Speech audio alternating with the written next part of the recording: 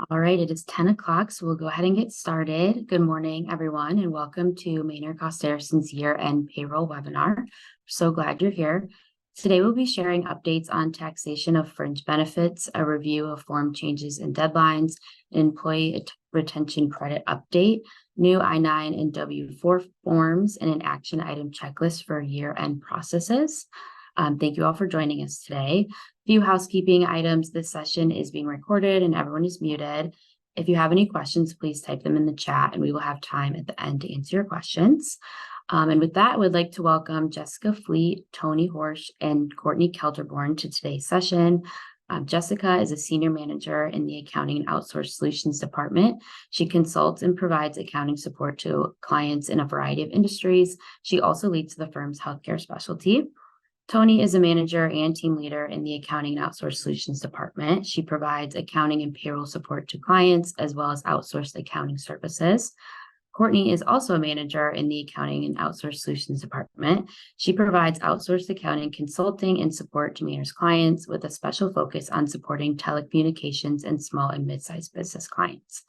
Thank you all for taking the time to share your knowledge today. Tony, I will turn it over to you.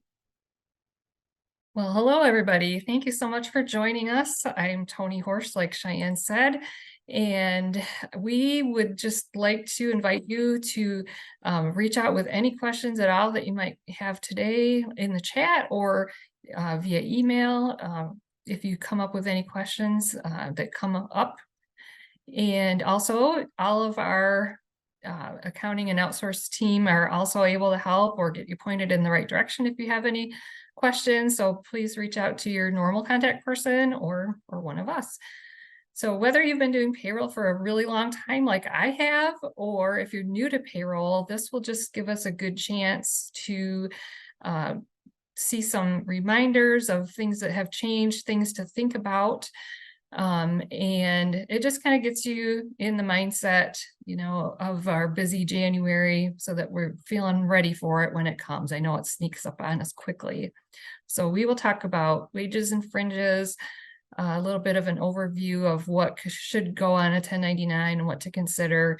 And then again, Courtney and Jessica are going to talk about 1099 forms, form due dates, employee retention credit updates, and some year-end planning items to kind of help keep us organized. So this isn't meant to be exhaustive. There's many different situations that come up that maybe your company has in your fringe benefits or payroll that may not be on the list, but there are many resources out there to research the things that you might have questions on besides the Maynard team, of course, who is here to help. IRS.gov is a good place to start with their different publications. So that's a great place to go if you aren't sure of something. Michigan.gov or your state treasury website or unemployment websites are good if you've got specific questions about those. If you're in a city with a local tax, you're always going to want to look on those state or city websites too for different requirements.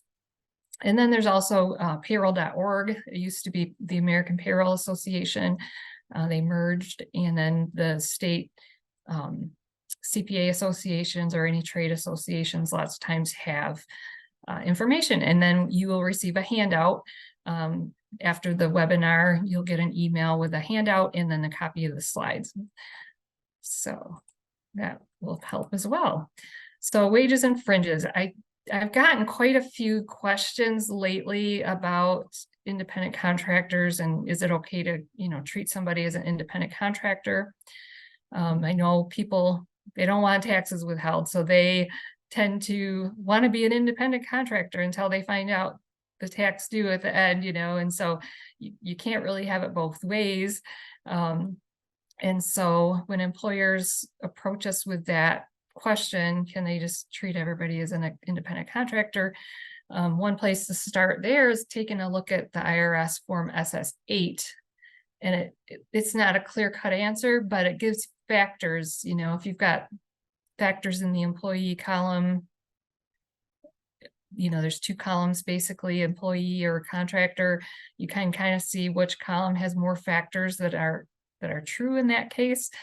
You'll definitely want to document in writing if you do treat people as an independent contractor, have that in writing. But in the SS8, you probably don't want to file that with the IRS. That's if you want to do a formal determination. It's just a guide. So it's kind of a gray area. I just wanted to mention that since I do get a lot of questions.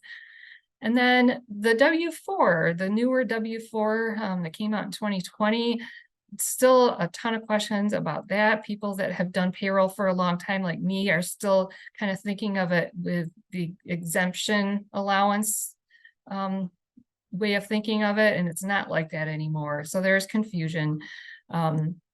So basically, there, instead of saying how many exemptions, you just put in there, if you've had dependents to claim, that reduces the person's withholding, so they get more take-home pay. And then if they want to increase their tax withholding, there's a spot for that. You always want to get that signed W-4, because if there is a mismatch, or if somebody is not withholding enough tax and the IRS comes back, that will be your recourse, is a signed W-4. If the person doesn't give you one, or if they don't sign it, then you're supposed to tax them as single to get the maximum withholding. And then the I-9 form has been updated this year, so there is a more recent version. If you're not using that, you just need to use that for any new hires. And you don't have to retroactively fill out that new I-9 for previously hired employees. Here's just a copy of the draft version of the W-4, and it's really wording that changed. But it's a good idea to kind of read it closely if you have questions about that, and we can always explain. So with wages and fringes, people always want to know, is there a de minimis for the amount of money that needs to be taxable on the W-2? And I know a lot of people think $25 is de minimis, and then it doesn't include gift cards. But really, the IRS point of view is everything is taxable. That's default. Everything is taxable unless, and then you kind of have to back those things out. But gift cards technically are taxable. Any cash you give an employee is technically taxable. So, it's up to you. It's definitely a choice you can make about whether to report those, but that's the official answer on that. IRS publication 15 and 15A, and then there's also 15B, but 15 and 15A talk about, taxable wages, and it's a good guide, of specific situations. And then again, we're here to help at Mainer, and so if you do have a payroll item and you're not sure if it's taxable or if it affects the taxes, we can do that research for you if need be. So we'd be happy to do that. So the common, of course, taxable fringe benefits that commonly are non-cash fringe benefits that need to get added on would be the employer paid group term life. If the coverage is over 50,000, then there's a calculation you would need to do based on age, and in our handout will include that information. Also, the personal use of a company car. If the company pays the lease or is paying the payments on the car, then any personal use is taxable on the W-2. If it's a S corporation and there's a shareholder with more than a 2% share, then their health insurance and other insurances that are listed would be taxable to them, and those get added to the W-2. If employee achievement awards, gifts and prizes are taxable, but if it's just based solely on length of service and everybody gets one, then it's usually excludable, but it's specific. So you'd want to look at the IRS rules about it. Employer paid moving expenses are taxable. I think that there was a change a few years back, but if you have an active duty military that is joining the workforce, I believe it's then not taxable. And again, it's very specific. So you just want to look at the rules about that if that's the situation you're running into. Third-party sick pay. So IRS publication 15A goes through the examples on that. You really need to know the agreement with your insurance company, whether the way you pay them puts all the burden on them to do the reporting and the tax payments, or if you share the burden of that. So really, we encourage if you've got employees who are getting paid third-party sick pay or disability pay, really check with them to find out if you are supposed to do something on your end with the W-2s. They don't like to really talk about that a lot of times, but you really just have to force the issue. And the other problem with third-party sick pay is that oftentimes you don't get the information until well into January, and so that can slow down your process. So just be ready for that. If you know you've got anybody that was out sick and was paid through your employer paid disability insurance, start planning for that. Some common non-taxable fringes would be expense reimbursements if it's under an accountable plan. So if the employee is turning in receipts, then, generally those aren't taxable items. If you're just giving them an allowance and they're not accounting for miles or not accounting, for the expenses, if you're just giving them flat amounts, then you want to just make sure you're including that if you need to. There are, also employer paid student loan debt, qualified transportation and parking that are, can be non-taxable. Just look at those rules on those. So once you determine, which fringe benefits you do need to get added to the employee's year-to-date totals for W-2s, then, you need to do the calculation. Again, we can help with that. There's examples in the handout. I wanted to point out here too that with the personal use of a company vehicle, people don't necessarily always know that commuting is considered personal miles. So they're driving to work. It's within the IRS range.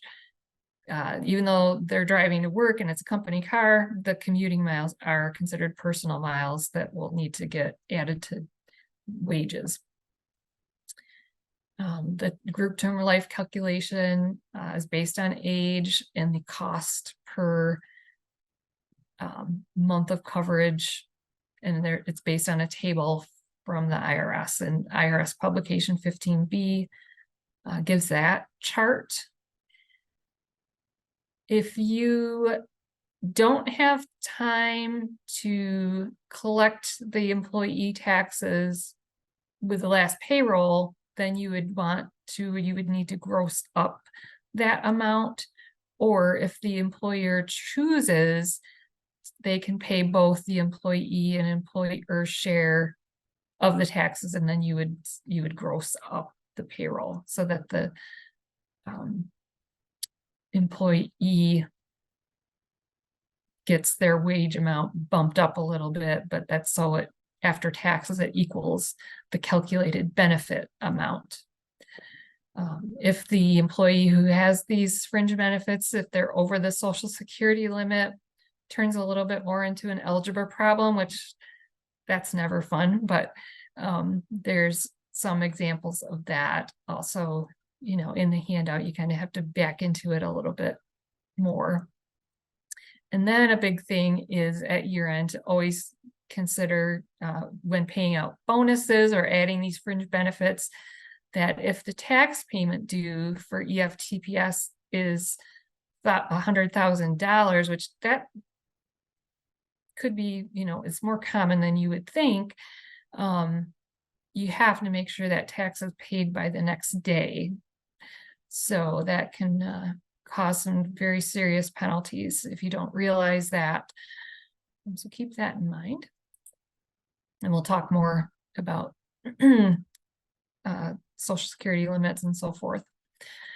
And just recently, of course, because so many people are working remotely these days, it's great flexibility and, wonderful. But employers, when you hire somebody and say, oh, good, they can be remote, but they're in a different state, you really need to make sure you know the rules about the state that employee is in. So it's great, you can hire people in all different states and they can do their job remotely, but you want to make sure you're registered in those states to, follow the rules, because generally the worker would be taxed in the location they are performing the work, not where the employer is. So check out the state and city websites for specific rules, and make sure you're using the correct W-4 forms for each state and city. And there are some reciprocal state rules that help or hurt, it depends, but kind of wanted to take a look at that. This is just an example for the state of Michigan. I know there's people out there that are in different states, so there's different rules about that, but this kind of gives you some examples about, if they're doing the work in Michigan, but they live in Ohio, what tax is the one that really is the one you're collecting. And so this slide here, I won't go through each example, but you can refer to that later if you do have people crossing state lines. You're registered in Michigan, but are you required to be registered, in these other states? So that helps. And I know other groups of states have those rules as well. So with that, I'm going to turn it over to Courtney. Okay, thanks, Tony. So my name's Courtney Kelterborn, and I'm going to be going over the basics of 1099s in the next section, as well as the new e-filing requirements for 2024. I want to apologize in advance. I know my voice is a little bit difficult to listen to. Just getting over a cold, so hopefully it won't be too bad, and everything I'm going over will be in the slides, which are going to be sent out to you after the presentation.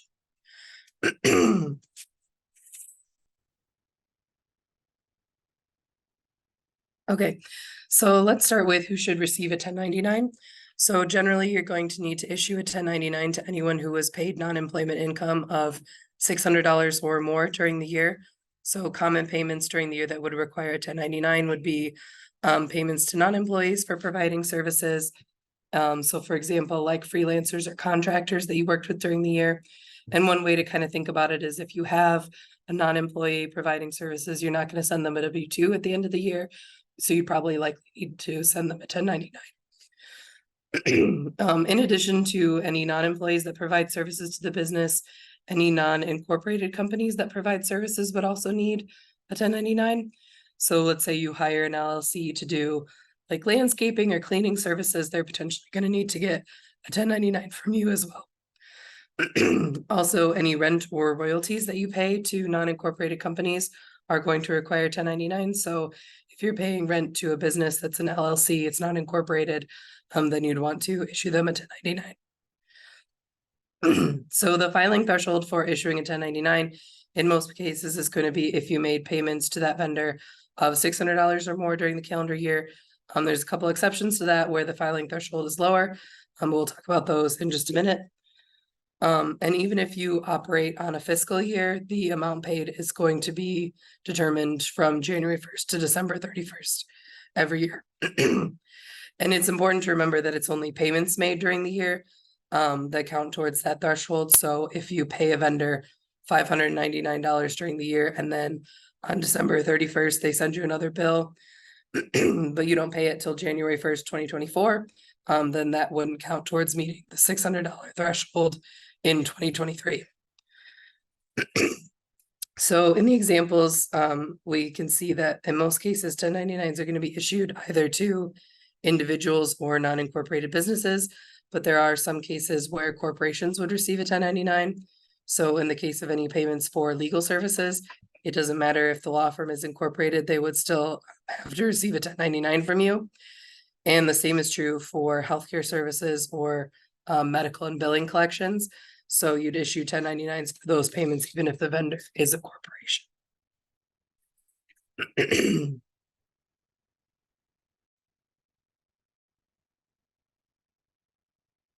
So let's look at some common 1099 forms that you might need to issue. So probably the most common ones that we see are the 1099 NEC or non-employee compensation and the 1099 MISC or miscellaneous form. So the 1099 NEC was introduced in 2020, and that form is going to be used for any non-employee compensation that's paid to vendors during the year. So that's like your contractors and freelancers are going to be in that category. The non-employment income did used to be reported on the 1099 miscellaneous prior to 2020, but now you shouldn't have any non-employee compensation on the 1099 miscellaneous. So what you'd use the 1099 miscellaneous for would be typically like rent payments and royalty payments are the most common ones. And just something to note with the 1099 miscellaneous, if you're reporting royalty payments made during the year instead of the $600 filing threshold, if you make more than $10 in royalty payments during the year, then you need to file a 1099. So that's one instance where the threshold is much lower than that typical $600. Another common form would be the 1099 DIV or dividend form. So that would be used for any dividends or distributions paid to business owners or shareholders during the year. And that's again in excess of $10. And that can be $10 in money, or if you distribute property that has a value of more than $10, even if it's not cash, you'd need to report that. Report that as well. The 1099 INT or interest form is used to report interest paid. And again, the limit there is significantly lower than the usual $600 threshold. Any interest paid in excess of $10 would require you to file a 1099.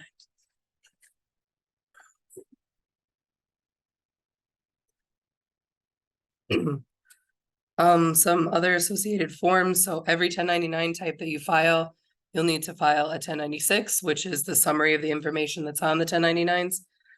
So if you send in a batch of 25 1099 NEC forms, you'd also need to file one 1096 transmittal, and you would put the total number of 1099 NEC forms filed on that form, and then the total amount of the payments that was reported on all those 1099 NECs.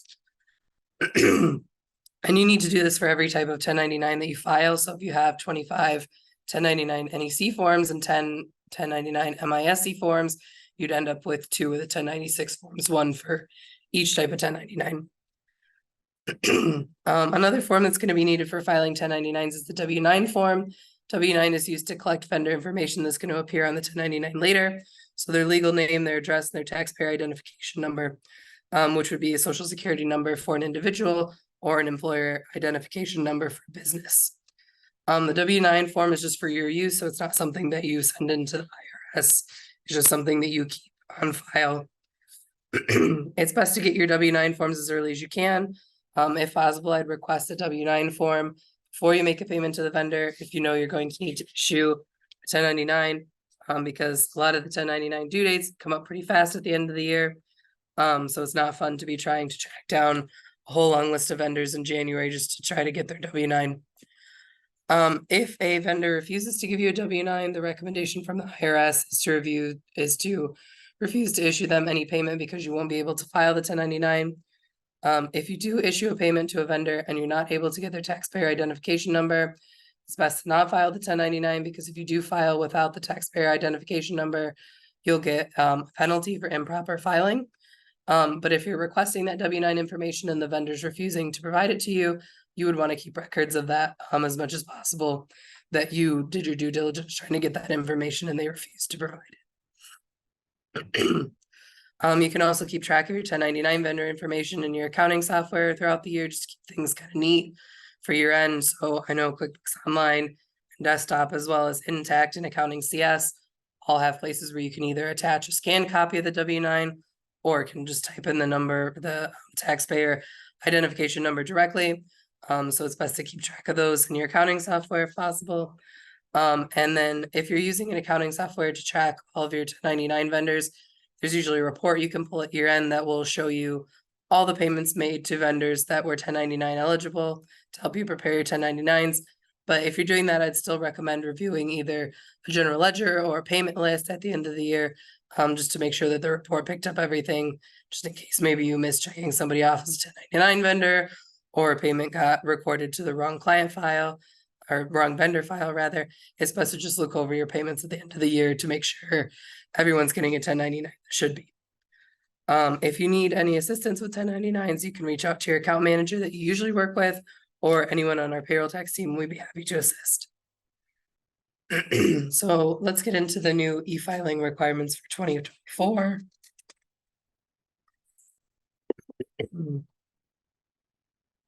So these requirements will be enforced on any tax forms filed on or after 1/1/24.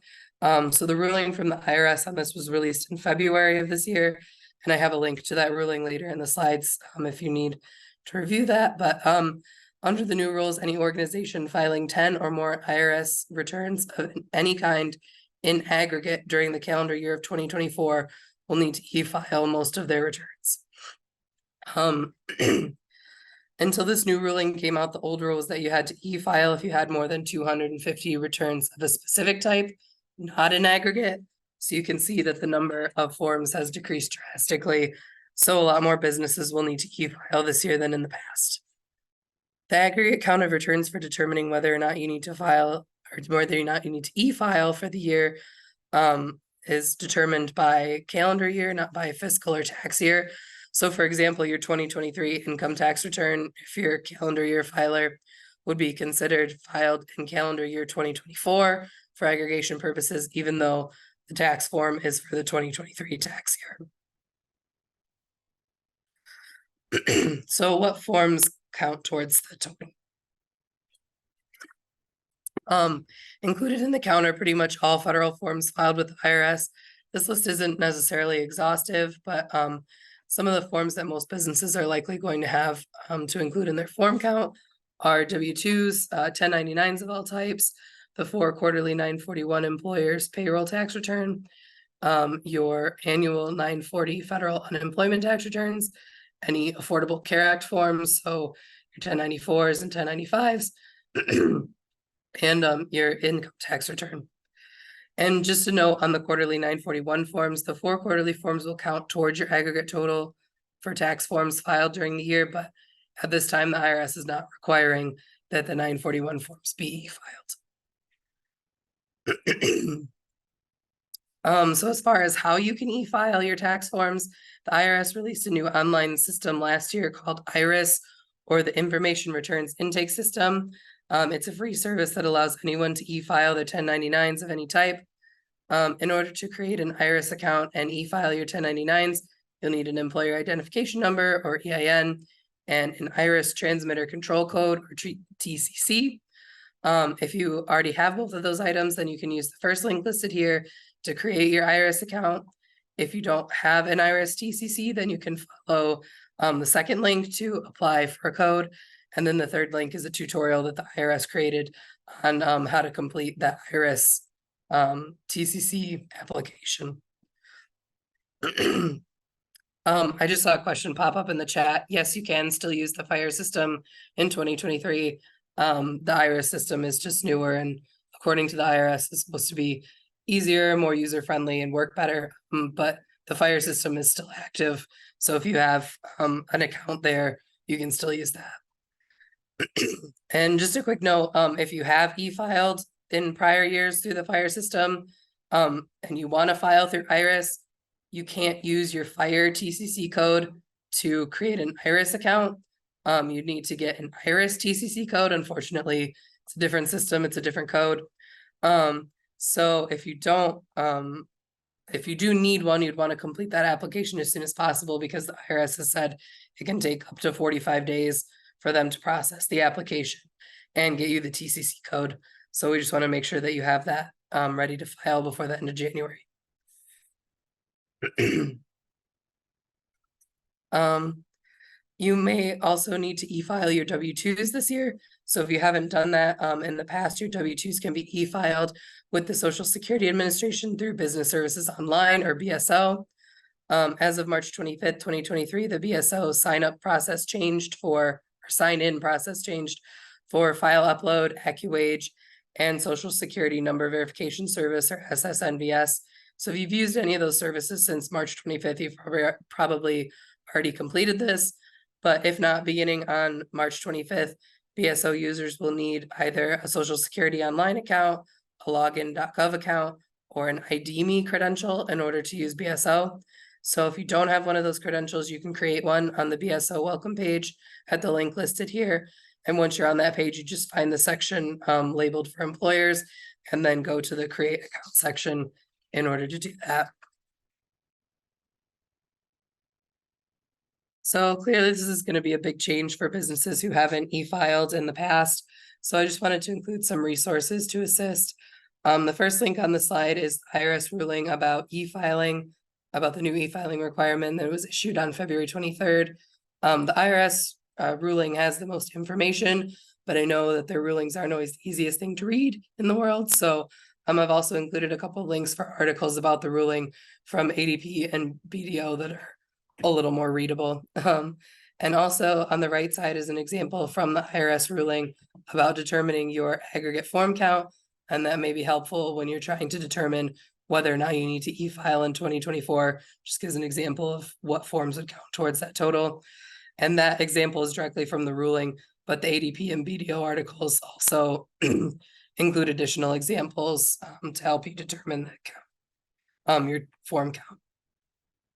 So I know there's probably lots of questions that people have on this topic. I think I saw some questions popping up in the chat while I was talking. So I'll hop in the chat in a second and start answering those. But if you need any assistance after the webinar or have questions about your form count or how to register for e-filing, if you need to do so, please feel free to reach out to any of us on the panel or to your account manager for additional assistance.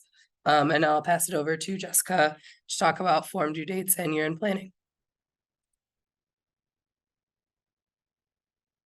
Thank you, Courtney. As Cheyenne mentioned, I am Jessica Fleet, a senior manager in our accounting and outsourced solutions department.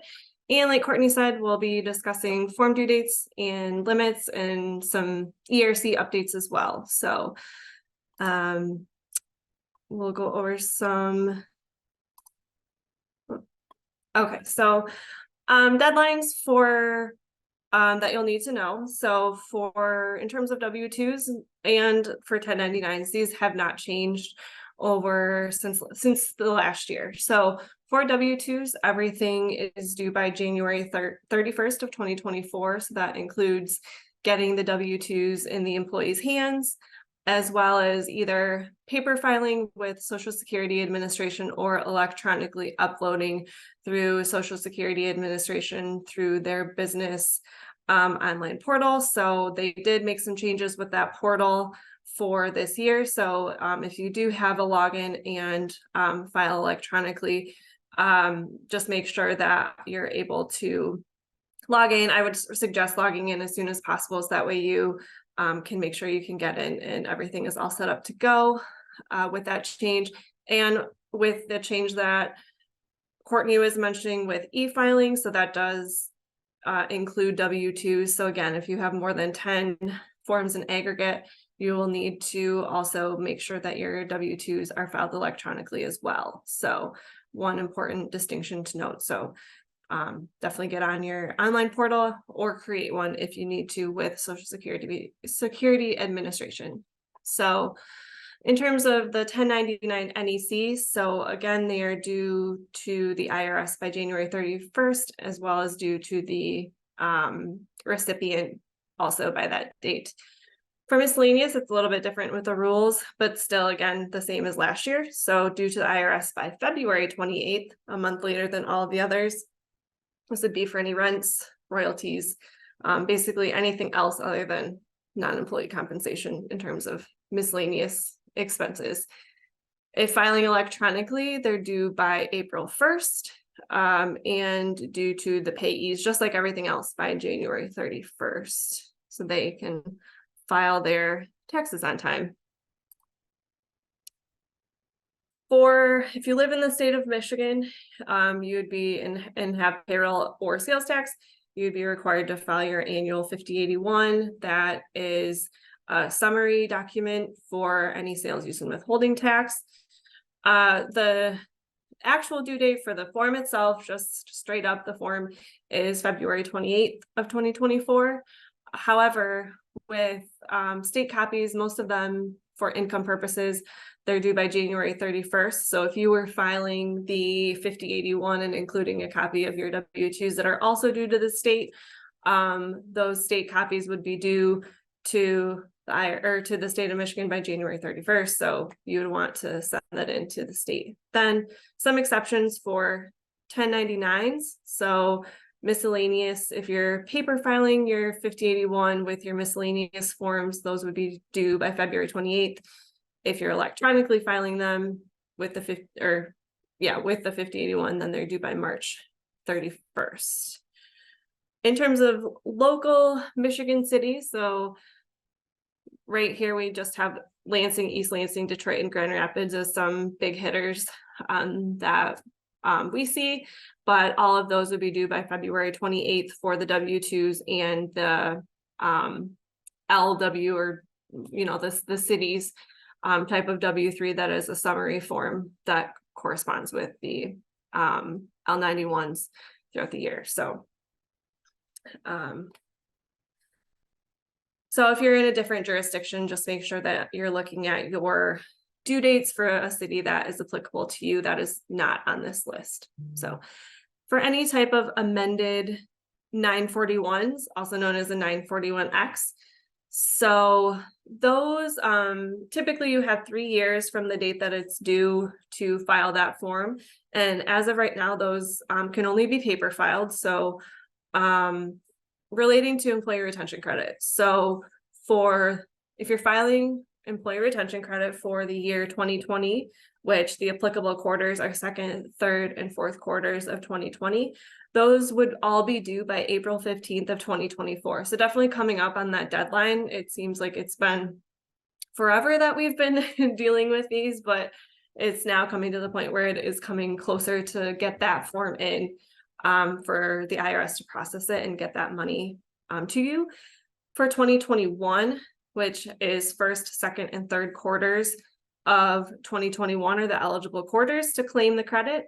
Those will be due by April 15th of 2025. And I do want to make a couple notes on the employee retention credit. I'm sure most, if not all of you, have been contacted by some type of company claiming that they can help you to get the credit. I would certainly be wary of that type of communication, because those are the type of people that the IRS has been flagging. And the reason that currently the IRS is not processing any ERC forms or 941X forms to claim the credit.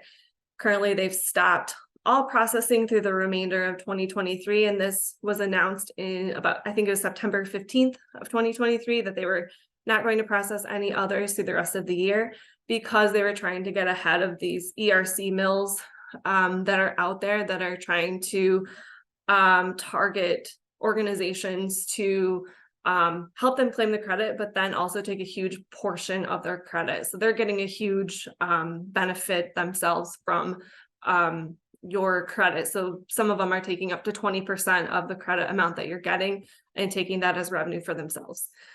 So be wary of that. So along with that, we have not gotten any updated communication from the IRS of when they will begin to process again, but we're hoping that starting in 2024, they'll start processing as soon as possible.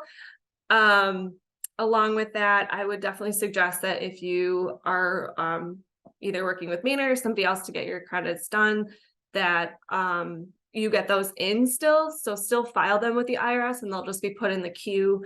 So that way that when they begin processing, at least they have them and can get to them when they do process them again, instead of waiting until they start processing to get them mailed in.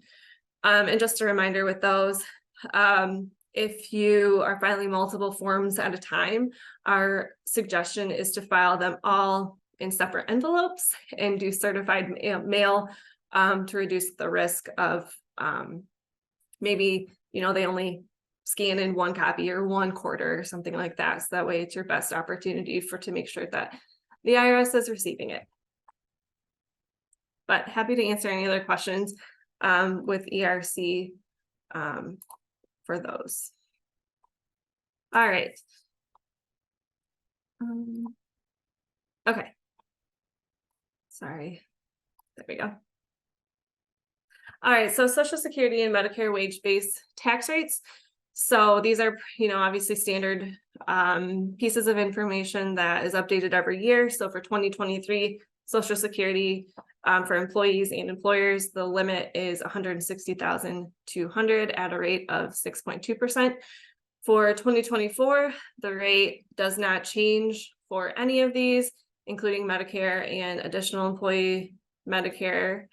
But the wage limit for Social Security does increase to $168,600. And still, if you have any employee that makes over $200,000, then you'd be required to include additional Medicare taxes of 0.9%. Some annual limits you can see here for 401k, simple deferrals, and HSA. So most of them really haven't increased significantly. So your 401k just increases $500 into 2024 to $23,000. With your 401k and 403b catch up staying the same at $7,500. Your simple deferral increasing again just $500, and your catch up remaining the same. For HSA, you can see the increase for $4,150 for a family of 8,300, and then again the catch up remaining the same at 1,000.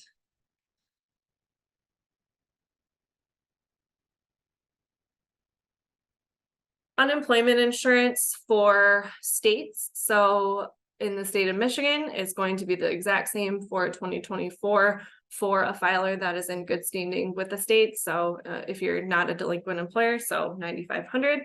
All other states that we are showing here have remained the same with the exception of Kentucky, which will increase to $11,400. So I imagine the majority of our attendees today are in Michigan, so no change there. And noted at the bottom, just a reminder that you'll get in the mail your annual rate determination for payroll taxes. So if you're filing or preparing your own payroll, just make sure that you have that rate in your system before your first payroll to prevent any type of discrepancy between what your annual or your first quarter form would be and or filing and what is actually in your payroll system. So very important to do to make sure everything's up to date and capturing the accurate information. The next section, we're just going to go over some year-end planning tips and tricks as you go along and file your annual forms and W-2s for the year. So definitely look ahead at any processing schedules.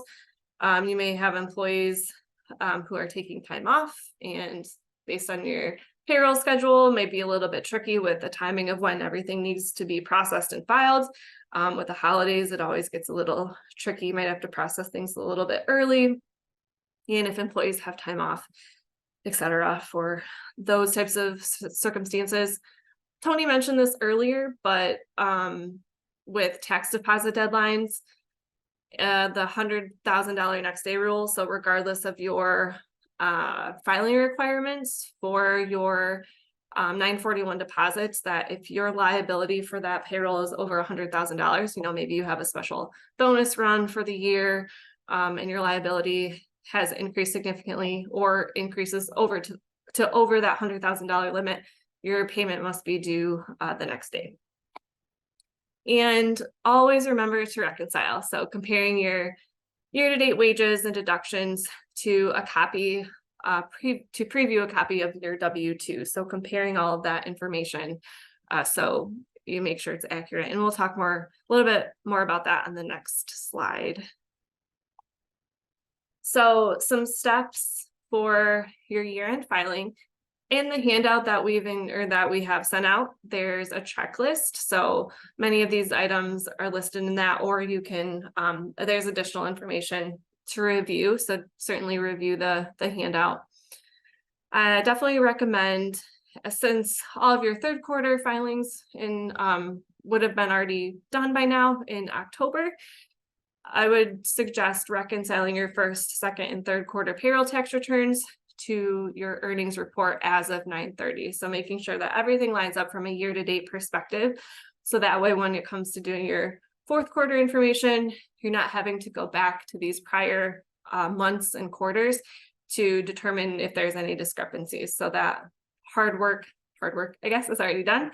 And that way you only have to deal with the last 3 months of the year. If you, depending on what bank account your payroll is coming out of, would definitely recommend reconciling. So through at least November, before you do your W-2s, highly suggest reconciling your December bank rec before you prepare any of your forms. So, maybe there's checks that didn't clear for whatever reason. This would be an excellent time to review those to find out why. Maybe there's an accidental duplicate in the system. So if you need to void a check in the fourth quarter in order to adjust your taxes and wages, so that way they're accurate on the W-2, this is a perfect time to go ahead and do that. And reviewing your general ledger liability accounts for any balances on both the employer and employee side before you do any of your forms. This is really important so you can get ahead of any type of state or IRS notices that might come about. Maybe there is a small payroll run and you accidentally missed the payment for it or something of that nature. So getting ahead of those, making those payments, making sure everything reconciles, because you don't want to get that notice most likely like a year from now from the IRS that says this is what we show and this is how much you owe, or a credit in more less common circumstances. So getting ahead of those types of notices to avoid any future penalties or interest that they would tack on. All right. So this is time that we have for question and answer. I know that Courtney and Tony were diligently answering everybody's questions in the chat, but if you have any questions, you can feel free to contact us. You have all of our contact information here, or continue to message in the chat with any other questions as well. So thank you very much for attending, and I think Cheyenne might have some closing words. Yes, I was just going to give people a minute to put some more questions in the chat if they had any, since we have a little bit of time left over.